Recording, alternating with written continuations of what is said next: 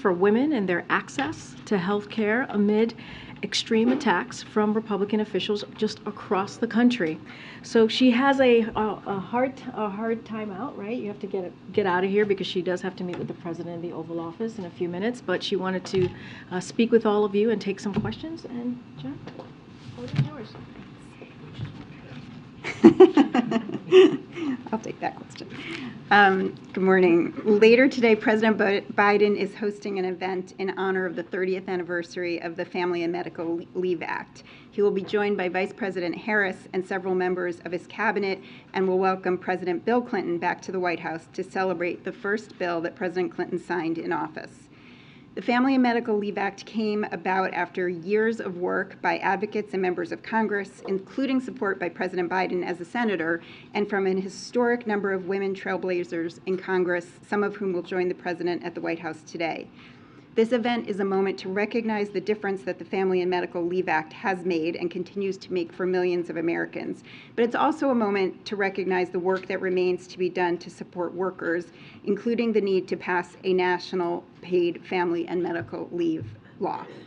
The president will discuss recent actions the administration has taken to support women in the workplace, including through the year-end omnibus, which included the passage of the Pregnant Workers Fairness Act and the Pump for Nursing Mothers Act, as well as significant investments in child care.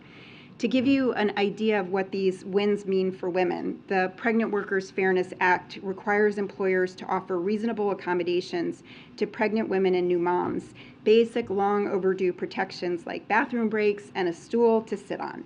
This is good for maternal health, infant health, and it's also good for the economic security of women and their families, ensuring that they're not pushed out of a job and instead can stay in the workforce and continue supporting their families. It also allows workers to take time off to recover from childbirth, including many women who don't have access to parental leave. The president is also committed to continuing to support women's economic security, which is why today he issued a presidential memorandum to support federal employees' access to leave when they need to care for themselves or loved one, including during their first year of employment, and for reasons related to domestic violence, dating violence, sexual assault, or stalking. Fighting for women's economic security is a top priority, of course, but I would also like to touch on another priority, protecting access to reproductive care for women across the country amid a wave of extreme legislation at the state and national level. As a result of the Supreme Court's decision in Dobbs versus Jackson Women's Health Organization, more than 26 million women in the United States currently live in a state that has banned abortion. And while the president and the vice president stand with the majority of Americans in believing that the right to choose is fundamental, we continue to face an all-out assault by Republican officials on women's access to reproductive care. I'll just outline briefly the focus of our fight right now. First, we're fighting anti-choice legislation in Congress. Since House Republicans took office, they have proposed 3 separate national abortion bans and an additional number of bills to restrict access to reproductive care. The president and the Senate Democrats will be a firewall against this extreme legislation while continuing to call on Congress to restore the protections of Roe versus Wade as federal law. That leads me to our second focus, which is taking executive action to defend reproductive rights. As you know, the president has already issued 2 executive orders to safeguard access to reproductive health care, and on what would have been the 50th anniversary of Roe, the president took another step, issuing a presidential memorandum to further support safe access to medication abortion. These efforts are extremely critical, and especially critical in the face of Republican officials denying the science, threatening pharmacies, and fighting access to safe FDA-approved medication. And I'll remind you that medication abortion accounts for more than half of all abortions in the United States.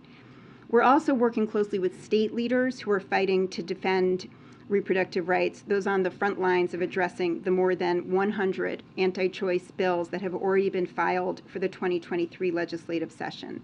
And we're supporting state leaders in taking proactive action, again, as well to protect access to abortion.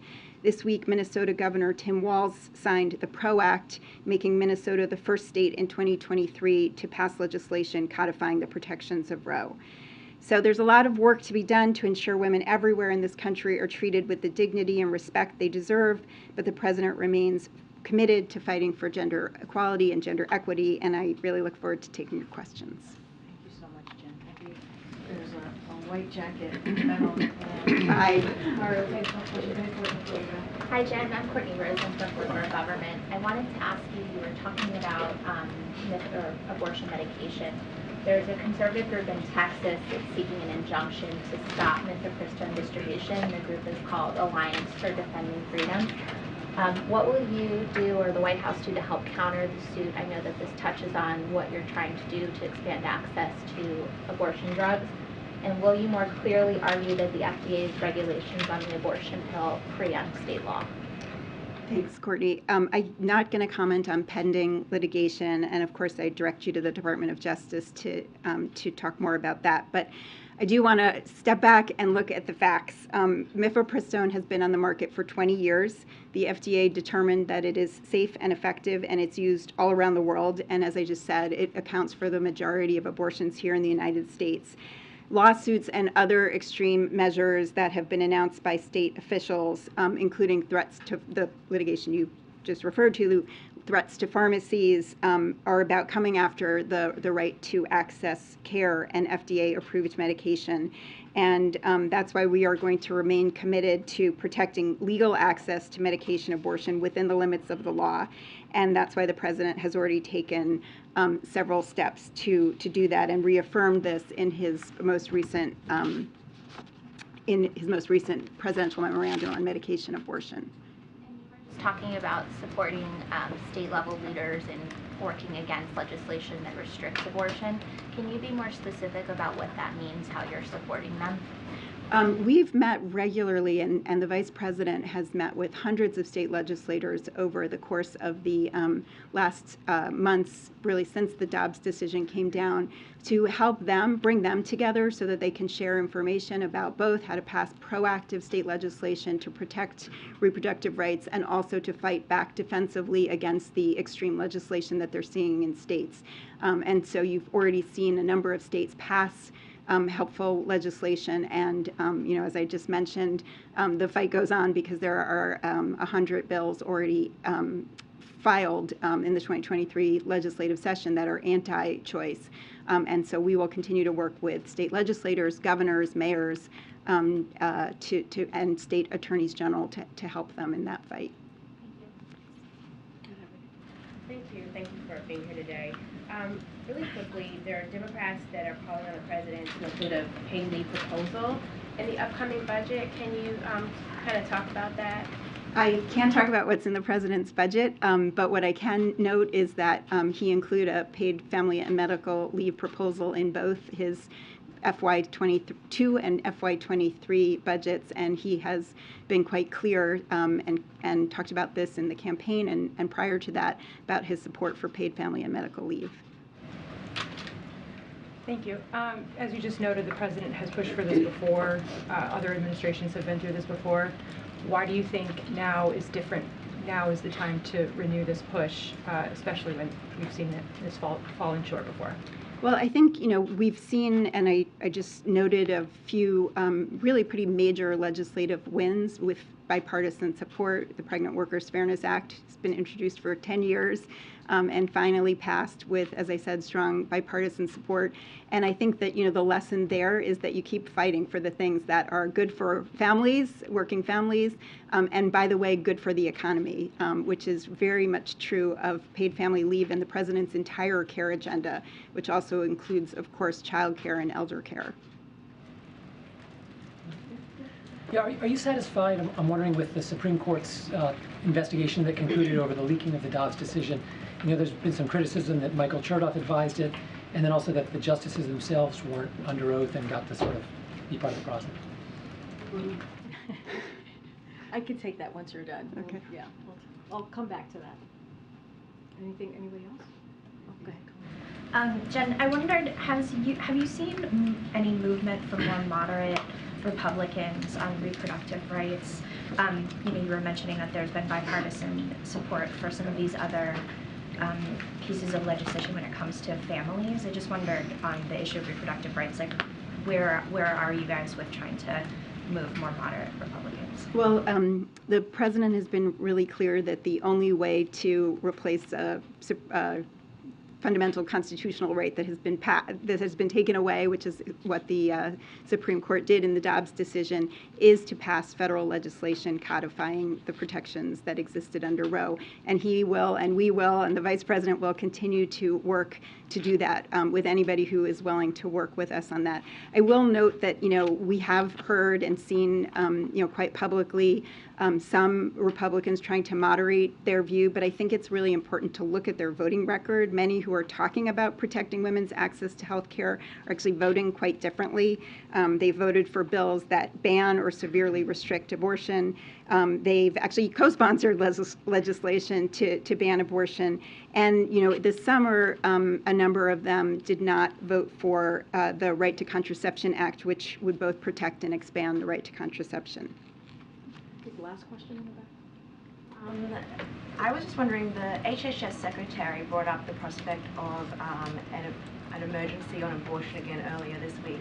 He sort of said that an evaluation was still underway. Do you have any insight of that from the White House's perspective? Yes, we have said before, and I will continue to say that no option is off the table that will expand access to reproductive health care. But at this point, we don't believe that declaring a public health emergency would provide meaningful new resources in this fight. Thank you so much, Jen. Appreciate it. Thank you for your time. Thank you. All right. I just have a couple things at the top, and then we'll get to it. Okay. So as you know, last week, President Biden told Tyree Nichols' family that he would continue pushing Congress to send the George Floyd Justice in Policing Act to his desk. To that end, the president will host some members of the Congressional Black Caucus at the White House later today to discuss shared priorities, including the path forward to police reform in Congress, and the vice president will also be in attendance. This is an issue that is deeply important to the president, and one that he has long partnered with members of the Congressional Black Caucus on. Members of the Congressional Black Caucus were critical partners in advancing the George Floyd Justice and Policing Act last session. And when Senate Republicans blocked the legislation from reaching the president's desk, the president worked with members of the Congressional Black Caucus to take sweeping executive action to set the gold standard for effective, accountable policing at the federal level. Today's Oval Office meeting will provide an opportunity to discuss the important reforms that have already been implemented because the president acted when Congress could not or would not. Reforms like banning chokeholds, significantly restricting no-knock warrants, and requiring the use of body cams at the federal level, and immediate changes like prohibiting the transfer of military-grade firearms, grenade launchers, and other military equipment to law enforcement agencies.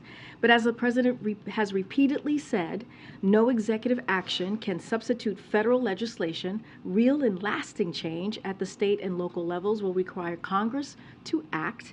It will require Republicans in Congress to stop getting in the way of ensuring our justice system lives up to its name. The president will continue to do everything in his power to fight for police reform in Congress, and he looks forward to meeting with members of the Congressional Black Caucus today on the path forward. Today as well, we're also marking the one-year anniversary of the President and the First Ladies reigniting the cancer moonshot with the ambitious goal of cutting cancer deaths in half over the next 25 years and improving the experience of Americans living with and surviving cancer.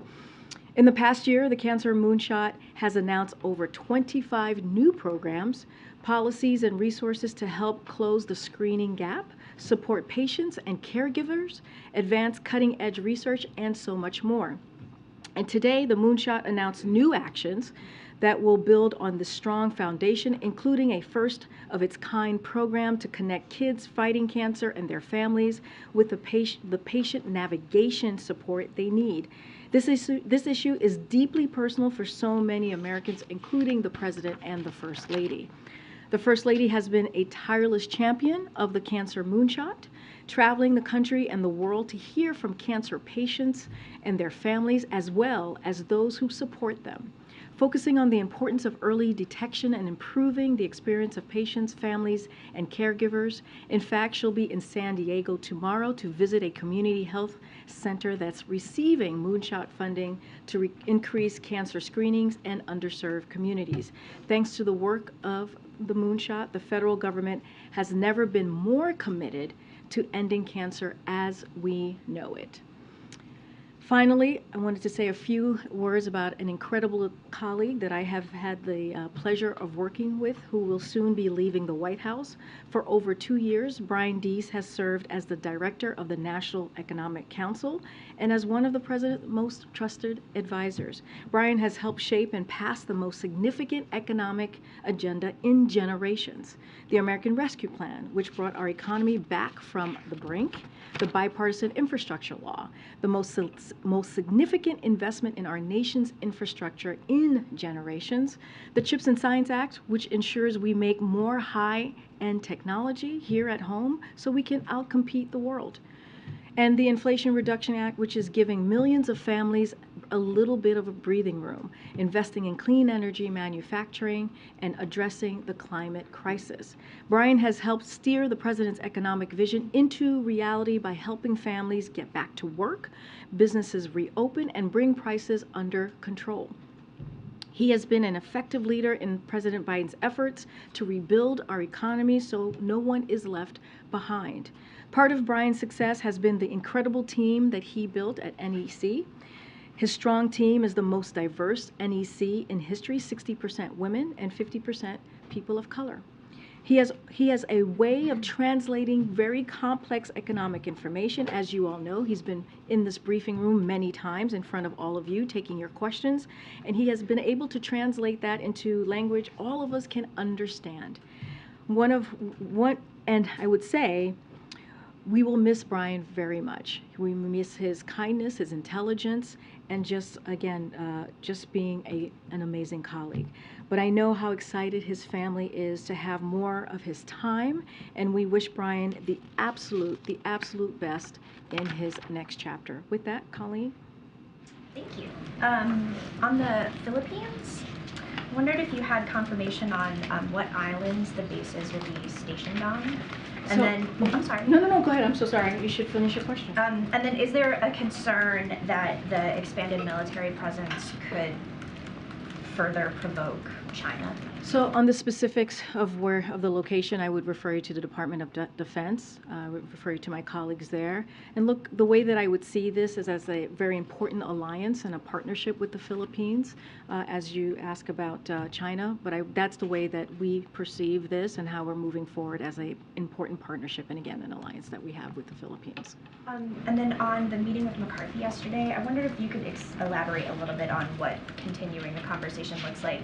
And he specifically had mentioned to reporters outside that there was a follow-up call scheduled with the White House. I wondered if that was happening or had happened. So as you heard from the speaker and also from the president, it was a good discussion. It was an honest discussion. Our senior staff has followed up and communicated our appreciation to the speaker's team, and we will continue to stay in touch as we have been for the past several months.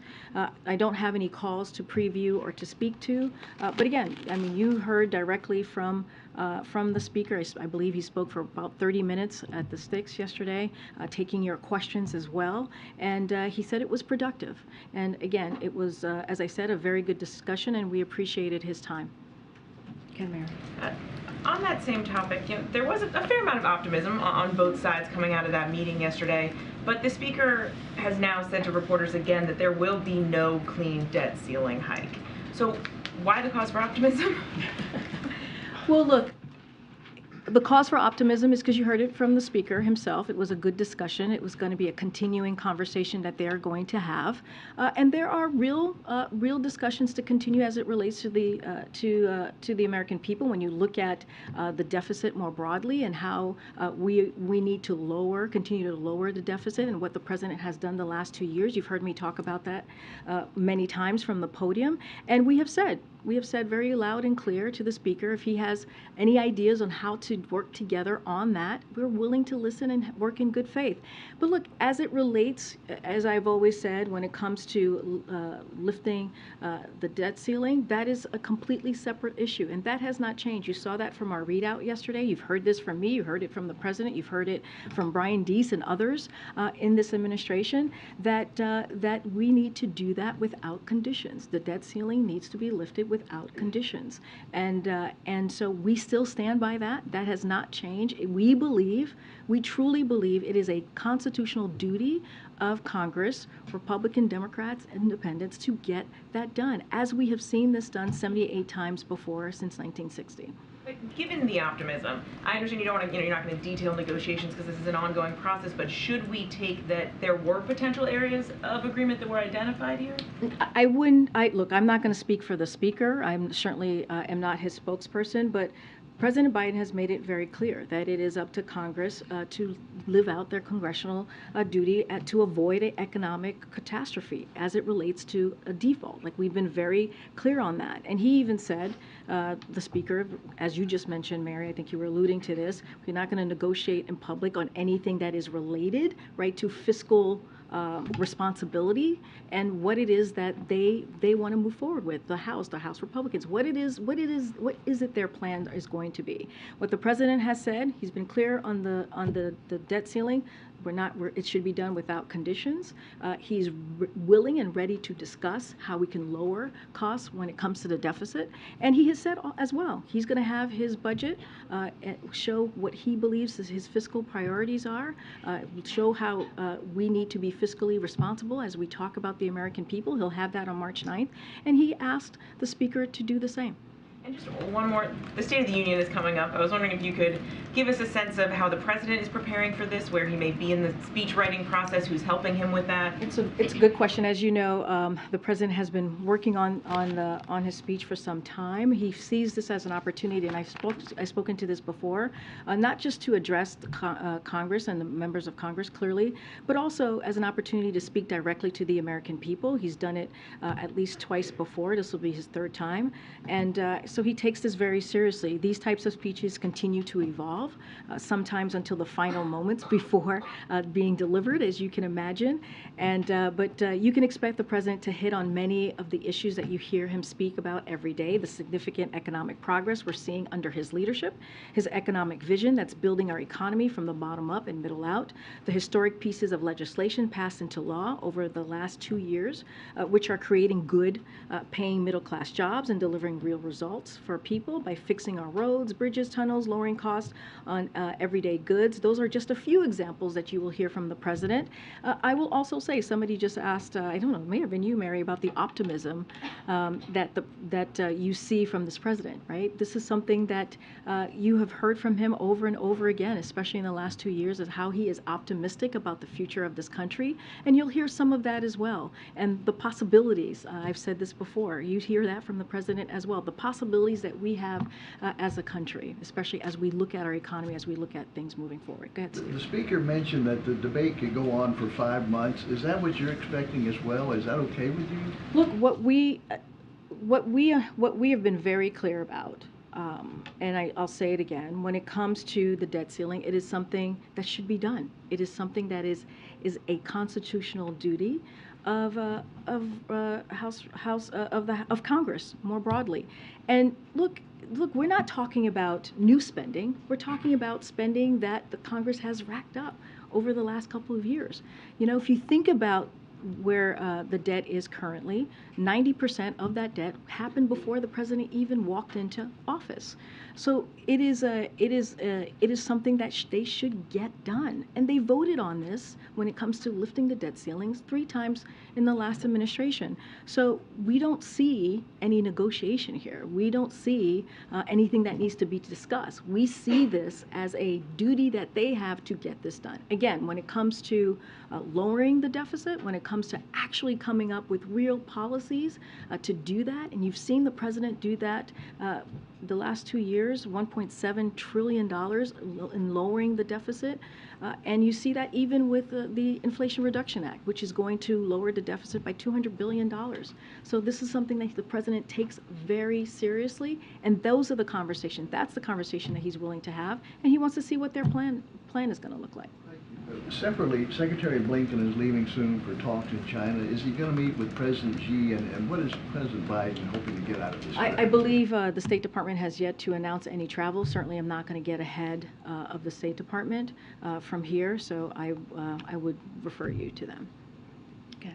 On police reform, the president's obviously hosting that meeting with members of the CBC today. Today, he said that justice is long overdue relating to the death of Tyree Nichols. Looking at the State of the Union, how much of an emphasis will President Biden be placing on police reform specifically in that speech, and what kind of requests might he No, it's a good question. I'm not going to get ahead of the president's speech. I want to be very careful on doing that. As I just mentioned, it's constantly being reworked, and it will be till the very last moment. But as I said from the top, it is a deeply important issue for this president. Again, when Congress could not act or would not act because Republicans got in the way of getting a really important critical piece of legislation, the George Floyd Justice and Policing Act, he stepped in.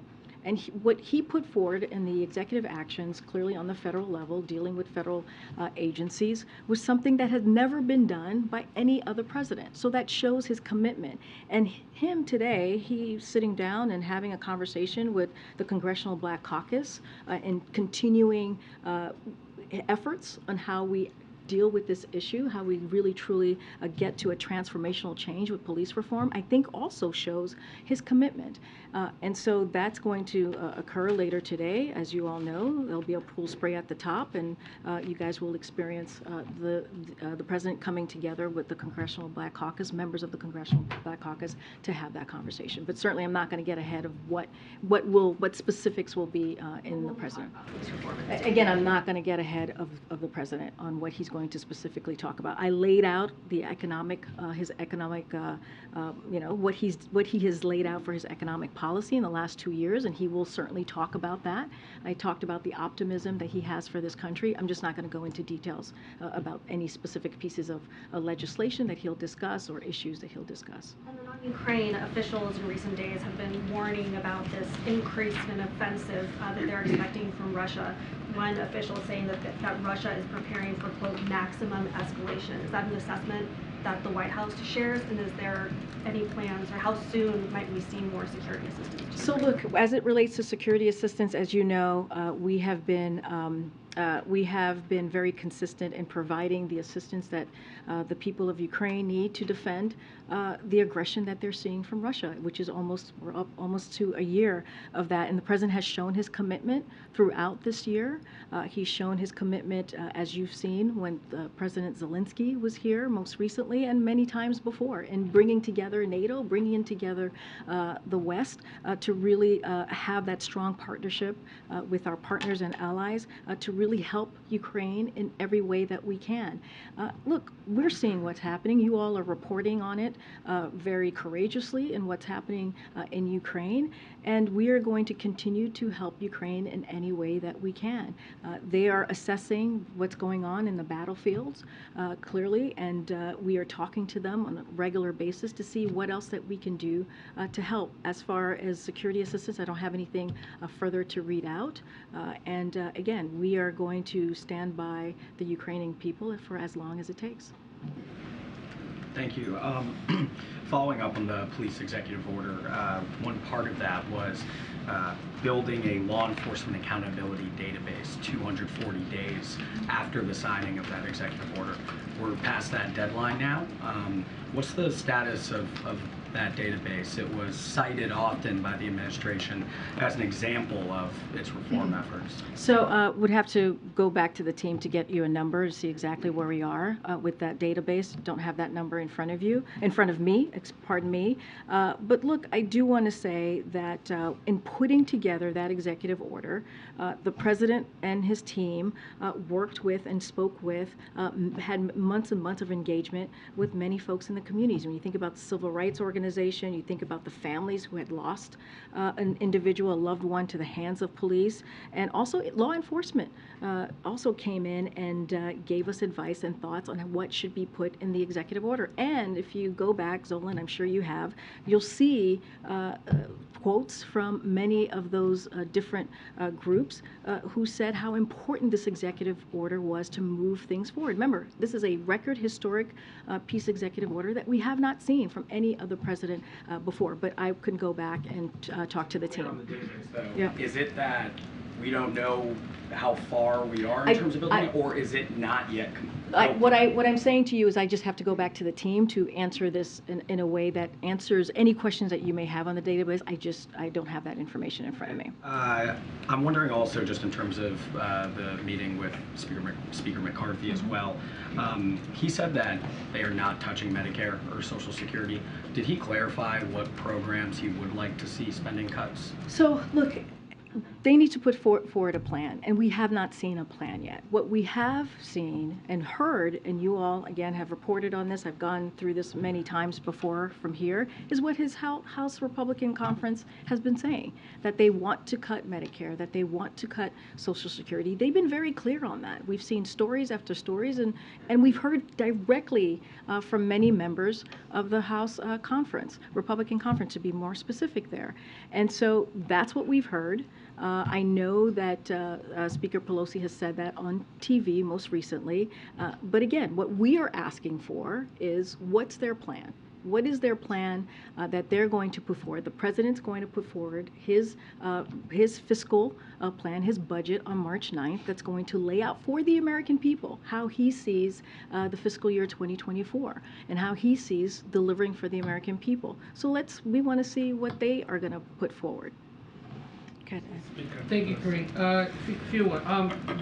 Do you have any idea if the president signed off or waiting at all on the release of the Guantanamo Bay detainee, Majid Khan, and should we be anticipating the release of any others soon? So on that piece, I can let you know and confirm that that today we transferred Mr. Khan to Belize after he finished serving his sentence at Guantanamo Bay Detention Facility. Khan had entered a plea agreement in 2012 in which he pledged to cooperate with the U.S. government, and since that time he has honored his cooperation commitment. I can say more broadly as it relates to the Guantanamo Bay and the president's position on that. It remains dedicated. We remain dedicated to a deliberate and thorough process focused on responsibly reducing the detainee population at Guantanamo Bay and ultimately closing the facility. That is still where we stand. The Department of State is seeking to identify suitable onward transfer countries and negotiate transfer arrangements, including appropriate security and humane treatment assurances for the remaining eligible detainees. I know there's been reports on more detainees being transported, just don't have anything to share there. This weekend, the Democratic National Committee is voting to approve a new calendar for the 2024 primaries and caucuses. It's going to put South Carolina first, followed, if they have their way, with Nevada and New Hampshire going second, Georgia and Michigan after that. I know you cannot specifically discuss politics because of the Hatch Act, or at least that's what you promised to tell us. But I'm curious if the president himself will ever speak publicly about his calls and the letter he sent to the DNC saying that this should happen. I will say this, it's not what I say, it's the rule of law. No, and I just want to be clear, you kind of just threw it out there as if it's a personal decision here. No. It is the rule of law, and we believe the rule of law here, we follow it. I have not had that conversation with the president. I'm going to be, very honest with you. I've not talked to him about 2024. Is that something that we can do from here? And I'm sure you will hear a lot more from the president, moving forward. But I just... Do you think that's part of what he's planning to talk about tomorrow when he's in Philly? So tomorrow, tomorrow is an important moment for the president to be in Philadelphia. As you know, the vice president will be there with him as well, he will send out a note, obviously this afternoon, with additional information, which, as we normally do when it comes to events and when he travels, certainly outside of D.C. What I can say now is that tomorrow the president will highlight progress on water infrastructure, because there's that official component, and replacing lead pipes thanks to the bipartisan infrastructure martial law. And this trip is a continuation of our emphasis on implementation. And this week alone, we did, as you know, we went to Baltimore, we went to New York City, and talked about the funding to replace a Civil War era bridge. And in New York, we announced the funding to kickstart the early phase of the Hudson Tunnel project. So I'll stay there on the official pieces. On anything that's related to the DNC components, I would refer you to the DNC.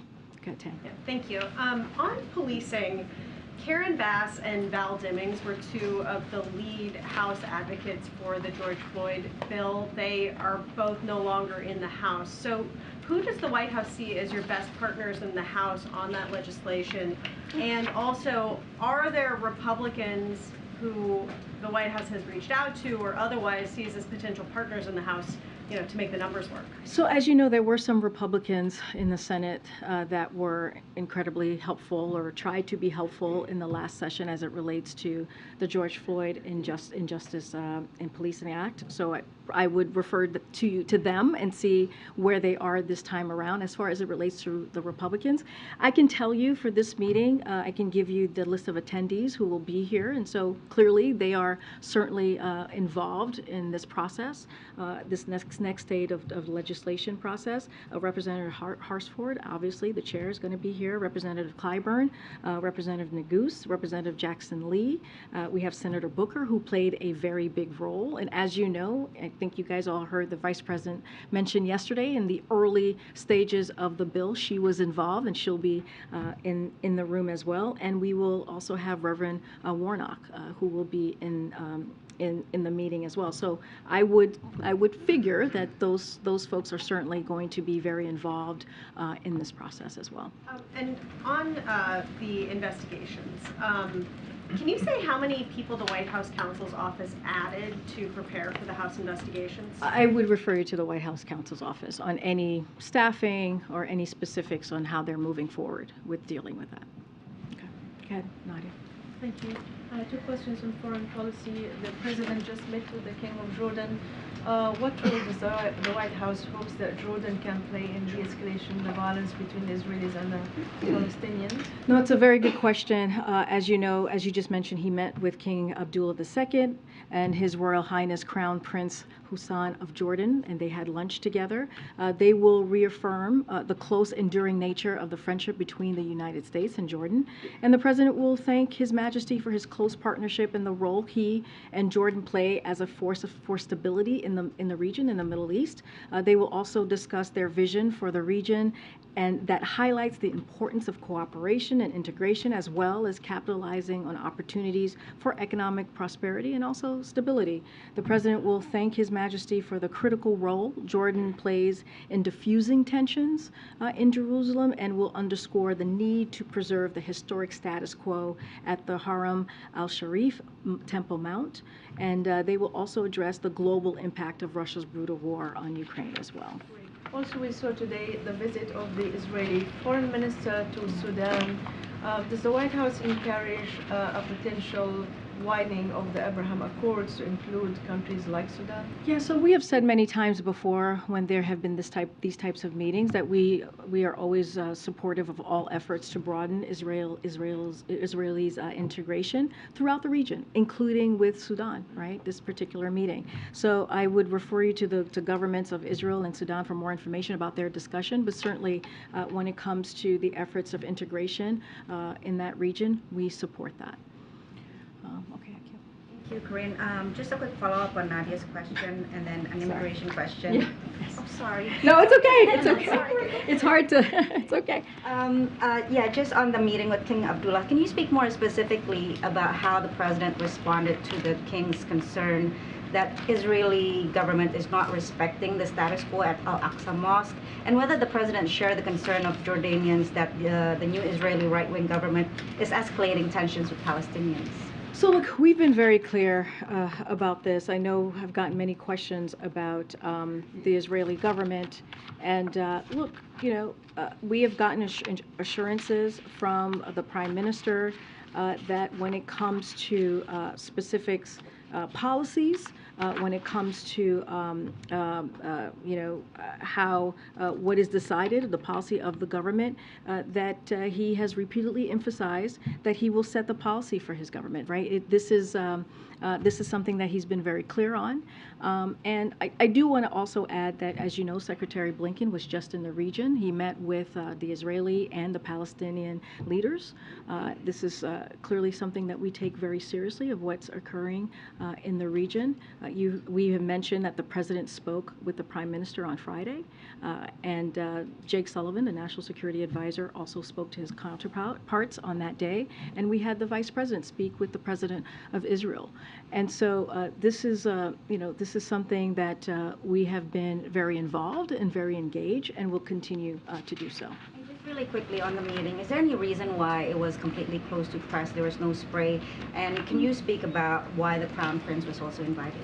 So look, I'll say this. I just laid out why we think what was going to be in the conversation, how we saw the conversation moving forward. Look, it's a private lunch between two leaders, which we have done before. It's not unusual, and sometimes some of the meetings will have a press component, some of them won't, and this one happens to be a private meeting between the two. I would leave it to the King and the Crown Prince to speak to why they came to the U.S. One question on immigration. Can we get your reaction to Texas governor's appointing a special advisor on border matters because of what he says is the administration's refusal to secure the border? Well, look, I'm not going to look. He's going to take whatever action he's going to take.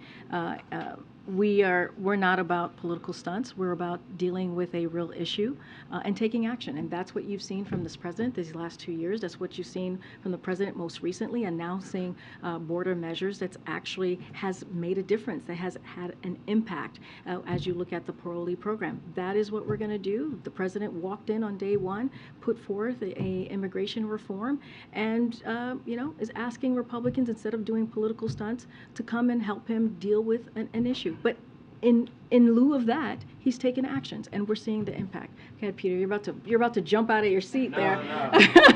You're making me nervous. I was like, let me call on Peter before. My legs were falling asleep.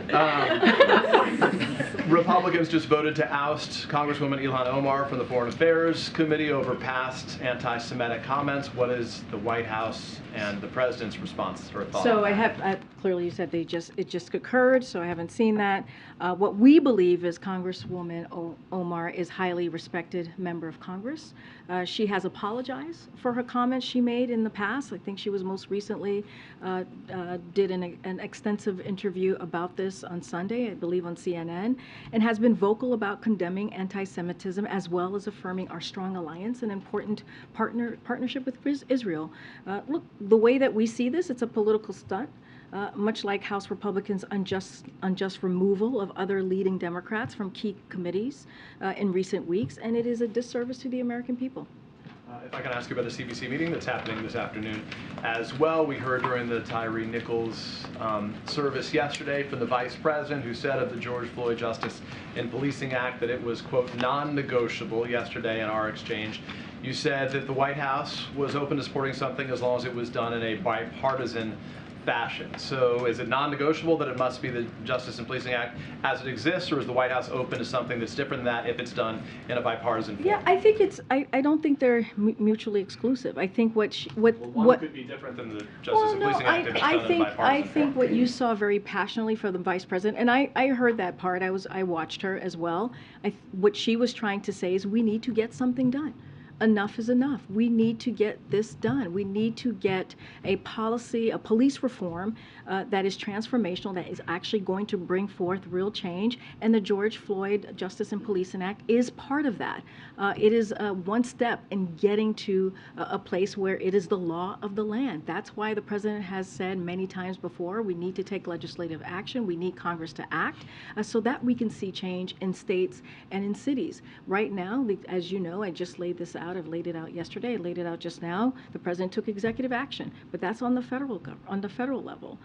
And when you think about law enforcement in the federal level, and so look, what what we heard from the Vice President was passion. What we heard from the Vice President yesterday was meeting the moment and being there for a family that is grieving, a family that had to watch a video of their child being, being brutalized. And so she was there comforting and being passionate about an issue that is incredibly important to the President and clearly to her. I don't know about others go, but just to be very clear, so is it negotiable that there is something that achieves police reform if it does not come in the form of the Justice and Policing Act? So what I can say is the President supported the George Floyd Justice and Policing Act last session. He supports it now again, right? He was very clear when he spoke to Tyre Nichols' family, his mother and his stepdad. He said that he was going to do everything that he can to encourage and ask Congress to act. That still stays the same. Now he's meeting with Congressional and Black Caucus to see what can we do? How do we move forward? Sometimes, and this is a reality, we know how Congress works, right? Sometimes it's going to look different.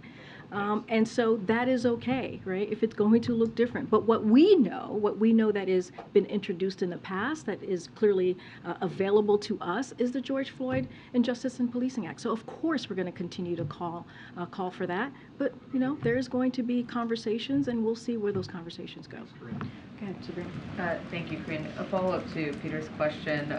Given the realities of the Republican-controlled House, is the President open to a proposal on police reform that would not include qualified immunity just to get something done, or is that a red line for him? I'm not going to get into a conversation that's just about to happen in a couple of hours and where we're going to potentially, and that's going to be a beginning probably of multiple conversations. I'm not going to sit here and say what's a red line, or stand here clearly and say what's a red line and what we won't or won't do. I want to be very careful there. But what I'm saying is the President is committed to working with Congress for Congress to act so it can become the law of the land. And we don't have to continue to see communities, especially as we know, disproportionately, sadly, brown and black communities across the country being affected by this issue. Again, that's why the President took executive action when to be very frank, when Republicans refused to act the last session. I believe you said yesterday that you would check with NSC on the question of whether athletes from Russia and Belarus should be allowed to compete at the Olympic Games in Paris. This is, of course, drawing a lot of attention at this time. Do you have any updates on the administration? I do. I checked in with NSC, and I have a robust update for you.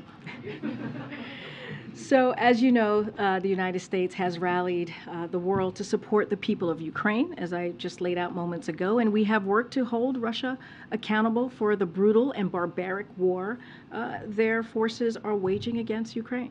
So as part of those efforts, the United States has supported suspending Russia and Belarus's sport national governing bodies from International Sports Federation, removing individuals closely aligned to the Russian and Belarusian states, including government officials, from positions of influence in international sport federations, such as boards and organizing committees, encouraging national and international sports organizations to suspend and broadcasting of sports competition into Russia and Belarus. In cases where sports organizations and event organizers, such as the International Olympic Committee, choose to permit athletes from Russia and Belarus to participate in supporting events, it should be absolutely clear that they are not representing the Russian or Belarusian states. And so that's the stance that we are providing, and the use of official state Russian Belarusian flags, emblems, and anthems should be prohibited as well. Good. And then I'll come to the back. Go ahead. Thank you, Karine. Just back on budget talks. Yesterday, McCarthy suggested that what he would like to see ultimately, if there can be an agreement, is a 2-year budget framework. What's the President's thinking on that? What I will say is the President's going to put forth his budget on March 9th. He's going to be very clear with the American people. He's going to lay out what he believes his fiscal responsibilities or priorities are for the American people. And we asked the Speaker to do the same. And until we see that, it's hard to talk about timeline, it's hard to talk about specifics, because we need to actually see on paper what they're going to move forward with. On that point, almost 50 years ago, as a senator, Joe Biden voted for a framework or a timeline that has the President proposing a budget first and then Congress disposing of that budget. Why is it the argument here that the Republicans should put forward their budget first? Isn't it the President proposes the Congress? Actually, that's not what we said. We're going to put out our budget on March 9th, and we're asking Republicans to do the same. Because here's the thing, Steve, what we keep hearing from Republicans is that they want to cut Social Security, right? Which is something that taxpayers pay into. And we believe that the president has said he's going to continue to fight for Social Security. We keep hearing that they want to cut Medicare, which is also a problem because it's going to hurt taxpayers who pay into that. We're talking about seniors. We're talking about veterans. And so we oppose that. We are against that. But that's what they keep saying, and many of you all have reported, but we haven't, where's the plan? Like, what is it that they're going to lay out to show us exactly, not just to us, but to the American people? Now, I want to be very clear. The conversation that the President and the Speaker had yesterday was productive. We appreciated the time that the Speaker gave to the President to have a conversation. And our teams, again, have been in touch, and we'll see where we go from there. The law says that the President's budget's due the first Monday in February. Joe Biden's not the first President to be late, but he is going to be late, and it's now 5 weeks from today that you've said that the budget will come out. Can you explain why it is delayed? I think you were asked this last week, and there was a suggestion that it might have something to do with the omnibus. But is that the reason? Yeah, and I basically said the omnibus happened so late as you know, in the last session, which caused us to, be a little bit later with the President's budget. So there's definitely a correlation there. But here's the thing: the President has made a promise that he's going to have his budget on March 9th. That's what we're going to do. That's what he's going to show to the American people, and we want to see what the House Republicans are going to put forward. Okay, I'll go to the back. Go ahead, Garrett. Thanks, Karine. Republicans who have expressed resistance to passing the George Floyd bill have argued that there's no law that would have prevented the deadly beating of Tyre Nichols. Does the White House agree with that? So look, I'll say this. When it comes to this issue, the police reform, and dealing with an issue that's certainly affecting many communities, the brown and black communities specifically, and asking would the George Floyd Injustice and Policing Act have changed anything? We believe it would have strengthened accountability measures, which we think is important for federal officers at the state and local level. We think that's important. It would give the Department of Justice expanded powers to go after departments that have patterns or practices of excessive force, biased policing, and other unconstitutional practices. It would require the Department of Justice to establish accreditation standards for law enforcement agencies. It would require officers to complete training on racial profiling, implicit bias, and the duty to intervene when another officer uses excessive force. The President repeatedly calls for Congress to pass the George Floyd Act. Even leading law enforcement organizations supported the reform as well. And when they could not take action or would not act, the President acted and put forth an executive action. And as I stated before, that executive action was supported by families who have been affected, who lost loved ones to police brutality, and it was supported even by law enforcement. It was supported by civil rights organizations as well. Look, this is a first step. I was explaining that to Peter. George Floyd Injustice Policing Act, while yes, it will start the process and hopefully dealing with a real systemic issue, a systemic problem, it is also one of the ways that we can start dealing with that. One other question. And activists have identified the issue of traffic stops as a potential area of policy focus. Does the White House see that as a potential area where there could be bipartisan support or even through executive order? Again, I don't want to get into specific on getting bipartisan support for any piece of provision or policy that would be in the legislation. I'm going to allow the President to have his conversation with the Congressional Black Caucus, see how that goes, and continue to talk to Congress about acting and making sure that we deal with this issue. Go ahead, James, in the back. Karine, thank you. I have two questions, one about the documents case and one about the Tyre Nichols funeral. On the documents case, one of the features of the early public narrative of this episode that has kind of already taken root is the reporting to the effect that statements from this podium at different points later proved to be inaccurate. And without expecting you to delve into the details, because we all know that you cannot from the podium, I nonetheless wonder if you could simply assure us that you challenge that element of this narrative, that you are satisfied personally with the accuracy of all of the information that you've dispensed from this podium. So James, look, I'll say at this podium, I will always follow the guidance of the White House Counsel Office when it comes to ongoing investigations. We've been very we've been very clear about just ongoing investigations that is led by the Department of Justice, making sure that they have their independence. This is something that the President has talked about through the campaign and through the last 2 years. I have been consistent about that. When I have made statements from this podium on this investigation, it was at the guidance of the counsel's office and consistent with what they have said and wanted to communicate at the time, right? And I have said this, the White House Counsel's Office has said this. One of the reasons we try not to comment on this is because it's changing, right? It is currently under investigation. And when you have a legal matter, as you know, I know you understand this, things change and things move very, very quickly. And so I've continued to provide the information that I have had at the time, and I'll continue to do that.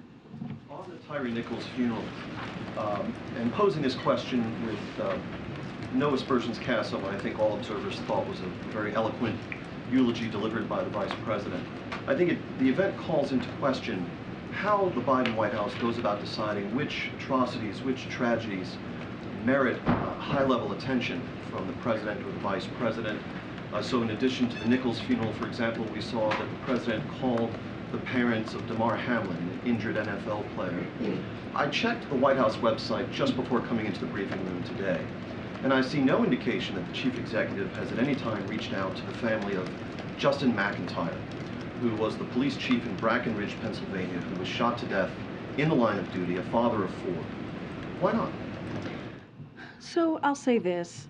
If you look at this president, who has been a senator for 36 years, who has been a vice president for 8 years, and who has been clearly, finishing up his 2 years tenure and a 4-year presidency thus far, if you know Joe Biden, you know that he feels the pain of many families who have lost loved ones, because he knows what that means.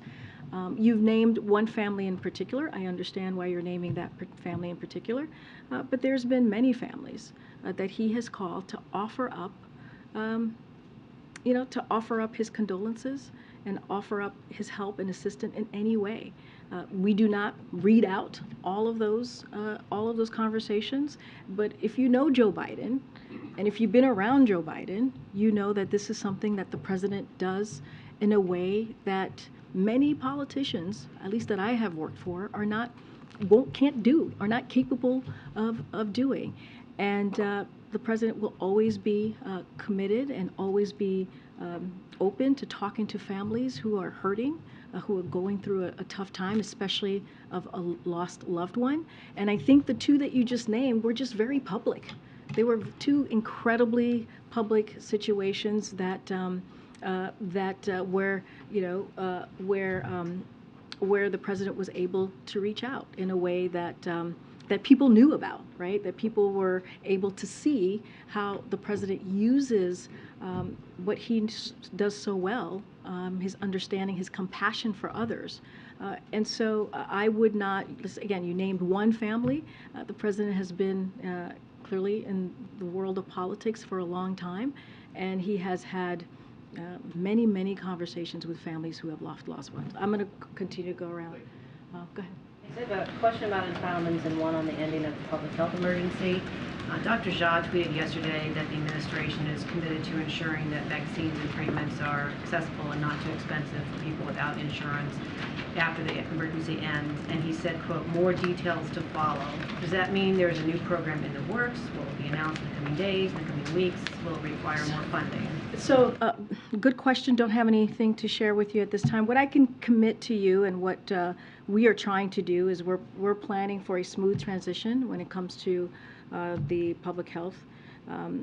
a smooth transition for our emergency policies in May. That is our commitment. That's always been our commitment from this administration. It does not mean we're done fighting COVID, right? As Dr. Jha is laying out how we're going to move forward. We are working and coordinating around the clock with hospitals, with local public health departments and leaders, and they are an integral part to the process of a smooth transition. And that said, because of the work that we've done to fight COVID from day one, from the moment that the president walked into this administration, we are in a better place than when we were when we first started. And that is because of the work that this administration has done.